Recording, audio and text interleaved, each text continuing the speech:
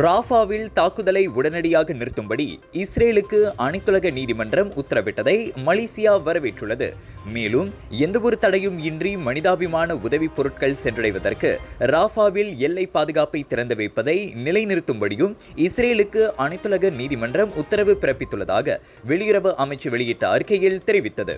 அனைத்துலக நீதிமன்றத்தின் நடவடிக்கையை பின்பற்றும்படி இஸ்ரேலுக்கு அழுத்தம் கொடுக்கும்படி அனைத்துலக சமூகத்திற்கும் மலேசியா அறைகூவல் விடுத்துள்ளது. இந்த உத்தரவை இஸ்ரேல் பின்பற்ற தவறினால் அனைத்துலக சட்டத்தை அவமதிப்பதற்கு ஒப்பானதாகும் என அந்த அறிக்கையில் மலேசியா சுட்டிக்காட்டியது. இரண்டாம் முறையாக நடைபெறுகிறது பேசிஸ் பே நிறுவனத்தின் சரஸ்வதி இங்கிலீஷ் சேலஞ்ச்.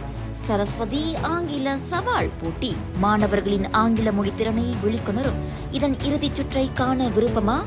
எதிர்வரும் மே 26 மாலை 7 மணிக்கு யூடியூப் நேரலை வழி காண தவறாதீர்கள்.